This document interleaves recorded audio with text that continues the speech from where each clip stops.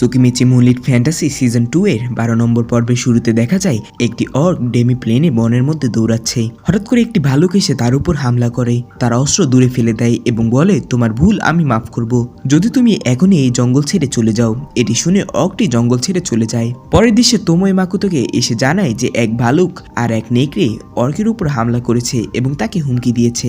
যেহেতু শিকি এখন একাডেমিতে আছে, তাই এমা ওই অর্কের চিকিৎসা করছে। মাকুতো জিজ্ঞাসা করে তার উপর হামলা কোথায় হয়েছে। তোমে বলে উত্তরে। মাকুতো অবাক হয়ে বলে, ওটা তো অনেক কাছে, এটা কি ডেমি প্লেনে আবহাওয়া পরিবর্তনের জন্য হচ্ছে? সে বলে, আমি যদি মিস্টকে ঠিক জায়গায় বসাতে পারি তাহলে আবহাওয়া ঠিক হয়ে যাবে। তোমে বলে, হয়তো, কিন্তু আগে আমাদের সেই দানব প্রাণীগুলোর দিকে খেয়াল করা উচিত। মিও তখন বলে, আমি ভালুকটাকে মেরে তার মাংস রান্না করব। মাকুতো বলে, না, তা করো না। জাপানে কিছু জায়গায় ভালুককে পবিত্র প্রাণী বনে করা হয়, আর নেকড়েকে বনের রাজাও বলা হয়। আগে তাদের সঙ্গে যোগাযোগ করার চেষ্টা করি। সে বলে, আমি তাদের সঙ্গে কথা বলতে যাব, কারণ তারা আমার কাছে বিশেষ, একদম ফ্যান্টাসি ড্রাগনের মতো। এটা শুনে তোমরা একটু বিব্রত হয়। তারপর মিও মাকুতোকে জিজ্ঞাসা করে, আপনি কি মাকড়সাকে অপছন্দ করেন? মাকুতো বলে, না, মাকড়সাও বিশেষ, তারা ক্ষতিকর পোকামাকড় খেয়ে পরিষ্কার রাখে। এটা শুনে মিও একটু কষ্ট পায়। পরের দৃশ্যে মাকুতো বনে যায়। সেখানে সে গাছের গায়ে ভালুকের নখের দাগ দেখে। কিছুক্ষণ পর এক বিশাল ভালুক তার সামনে আসে এবং হামলা করতে চায়। মাকুতো নিজের অ্যাবিলিটি বাড়িয়ে দ্রুত ভালুকের পিছনে গিয়ে তাকে জড়িয়ে ধরে এবং বলে, ভালুকটা তো অনেক নরম। ভালুকটা বিভ্রান্ত ও রাগান্বিত হয়ে আক্রমণ করে, কিন্তু মাকুতো মানা ম্যাটার ব্যবহার করে তাকে অজ্ঞান করে দেয়। এরপর নেকড়েগুলো হাজির হয়। মাকুতো বলে, আমি মাকুতো, আমি শুধু কথা বলতে এসেছি, কিন্তু তারা আক্রমণ করে। মাকুতো আবার মানা ম্যাটার ব্যবহার করে, ফলে কিছু হয় না। সে খুশি হয়ে বলে, ঠিক আছে, নেকড়ে তো এমনই হওয়া উচিত। তখন আরো অনেক নেকড়ে এসে বলে, গতকাল আমার এক শক্তিশালী মানা ম্যাটারের টের পেয়েছিলাম, সেটা তোমার ছিল না? মাকুতো বলে, হ্যাঁ। তারা বলে, তাহলে তুমি এই জায়গার রাজা, তোমাকে আমরা উপেক্ষা করতে পারবো না। মাকুতো বলে, আমি রাজা হতে আসিনি, আমি শুধু ক্ষমা চাইতে এসেছি, কারণ আমরা প্রতিবেশী। এটা শুনে নেকড়ে অবাক হয় এবং বলে, আগামীতে আমরা তোমার অনুমতি ছাড়া এখানে আসবো না, প্রয়োজনে সাহায্য করব। মাকুতো বলে, আমি তোমাদের রক্ষা করতে চাই না, শুধু একসঙ্গে থাকতে চাই, কো এক্সিস্ট করতে চাই। নেকড়েরা জিজ্ঞাসা করে, এতে তোমার কি লাভ? মাকুতো বলে, কোনো লাভ নেই, আমি শুধু বন্ধুত্ব করতে চাই তোমাদের আর ভালুকের সাথে। ঠিক তখনই একটি বিশাল ভালুক আসে এবং বলে, আমি দুঃখিত, হস্তক্ষেপ করতে হলো, আমি তোমায় দেখে মুগ্ধ, তুমি আমাকে ব্রাউনি বলে ডাকতে পারো। তারপর নেকড়ে বলে, ঠিক আছে, আমি তোমার বন্ধুত্ব গ্রহণ করছি এবং তোমার নিয়ন্ত্রণ ছাড়াই এই জঙ্গল রক্ষা করব। মাকুতো রাজি হয়। তারা বলে, দেখি আকাশে যেটা ওড়ে সে কি এটা মেনে নেবে? ব্রাউনি বলে, ওকে নিয়ে ভাবো না, ও চাইলে নিজেই হাজির হবে। এরপর তারা মাকুতোর সঙ্গে কাজ করার প্রতিশ্রুতি দেয়। তারপর দেখা যায় নেকড়ে ওই বন এখন ডেমি প্ল্যানের একটি সংরক্ষণ কেন্দ্র হিসেবে প্রতিষ্ঠিত হয়েছে। পরের দৃশ্যে মাকুতো তোমোই আর কোমোইকে বকছে, কারণ তারা গাছ থেকে অনেক ফুল তুলছিল।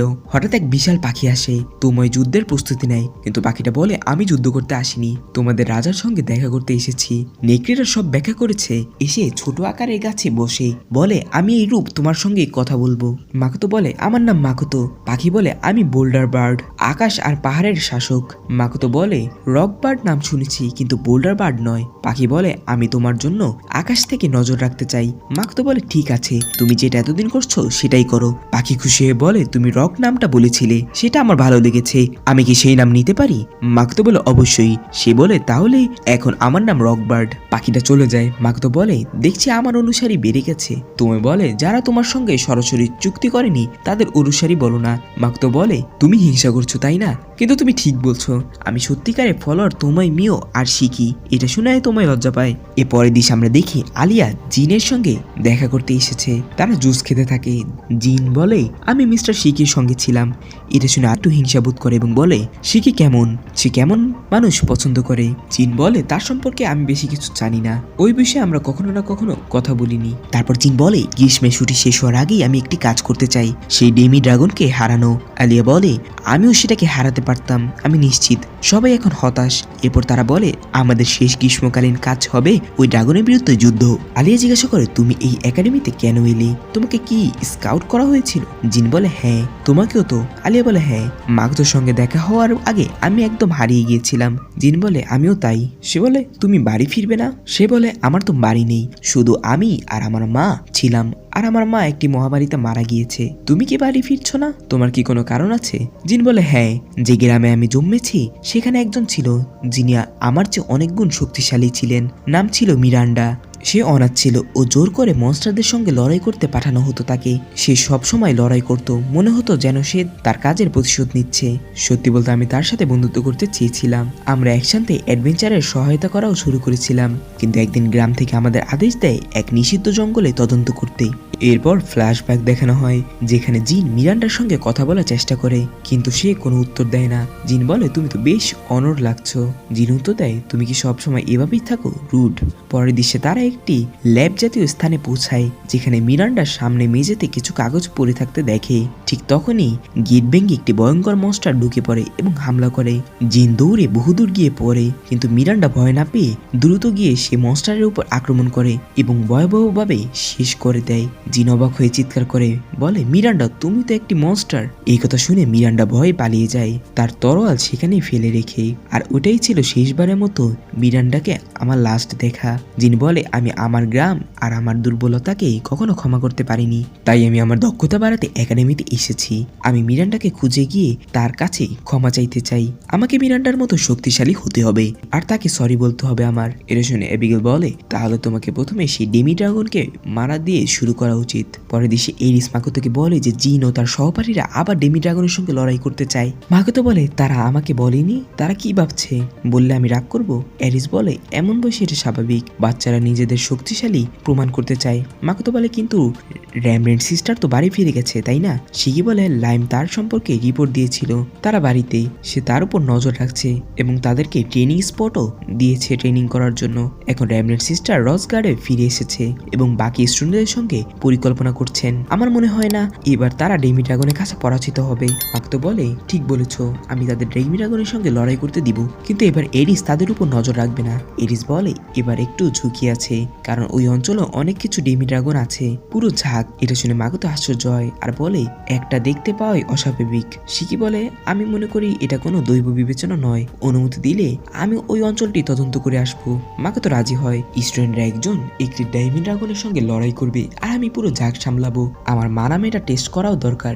এই কথা শুনে এরিস বলে তোমার যদি ডেমি ড্রাগনের সঙ্গে লড়াই করো তাহলে তাদের ভাগ্য আজ ঠিক নেই। এরপর শিকি জঙ্গলে আসে এবং একটি রিচুয়াল দেখে, বলে এটা কি সিক্রেট ট্রেজার, এটাই কি অ্যালিস অনের secret treasure, the captures of dragon. আমি ভেবেছিলাম জাতি ধ্বংস হওয়ার সময় সেটা হারিয়ে গিয়েছিল। সে টেলিপ্যাথির মাধ্যমে মাকোতোর সঙ্গে যোগাযোগ করে এবং জিজ্ঞাসা করে মাস্টার আপনার সামনে কি এমন কোনো মূর্তি আছে যেখানে রক্তের দাগ লাগানো। মাকোতো বলে হ্যাঁ তোমরাও দেখেছো। শিকি বলে হ্যাঁ, মনে হয় কেউ রিচুয়াল করে সিক্রেট ট্রেজার সক্রিয় করেছে আর তাই সব ডেমি ড্রাগন সজাগ হয়েছে। সম্ভবত এটি ডিডি শান্সের কাজ। মাকোতো বলে তুমি তদন্ত চালাও, আমি ড্রাগনের ঝাঁক সামলাবো। পরের দৃশ্যে মাকোতো ডেমি ড্রাগনের ঝাঁকের সঙ্গে লড়াই করে একটিকে সাইডে সরিয়ে দেয় তার স্টুডেন্টদের জন্য। তারপর মাকোতো মানা ম্যাটার ব্যবহার করে তার পথ তৈরি করে এবং উইন্ড ম্যাজিক ব্যবহার করে সেই ডেমি ড্রাগনকে হারিয়ে দেয়। সেই মানা ম্যাটারের কারণে মাকোতো মোটো আহত হয় না। মাকোতো বলে আমি যা ভেবেছিলাম তার থেকেও মানা ম্যাটার বেশি শক্তিশালী। পরের দৃশ্যে শিকি কিছু ডিমনদের পরাজিত করে বলে আমি শুনেছি বর্তমান ডিমন লর্ড একজন ভালো কিং। আশ্চর্যজনকভাবে যে কেউ তাকে প্রতিহত করছে। এক ডিমন বলে আমরা ডিমন লর্ডকে ঘৃণা করি কারণ সে অসাধারণ রাজা। শিকি বলে তারা সিক্রেট ট্রেজার নিয়ে পালিয়েছে, আমার কাছে পুরো তথ্য আসেনি, পুরো তথ্য আসার আগে আমি মাস্টারকে রিপোর্ট করবো না। পরের দেশে মাকোতো সব ডেমি ড্রাগনকে হারিয়ে ফেলেছে। অন্যদিকে স্টুডেন্টরাও ডেমি ড্রাগনকে মিলিয়ে হারানোর চেষ্টা করছে। তারা সবাই মিলে একত্রে আক্রমণ করে এবং তারা মিলে কাজ করে সেই ডেমি ড্রাগনকে হারিয়ে দেয়। সবাই আনন্দ উদযাপন করে। জিন মনে মনে বলে আমাকে আরো শক্তিশালী হতে হবে, মিরান্ডাকে খুঁজে পেতে হবে। পরের দৃশ্যে আবার সেই ল্যাব প্রকাশ পায় যেখানে বহু বছর আগে জিন মিরান্ডার সঙ্গে গিয়েছিল।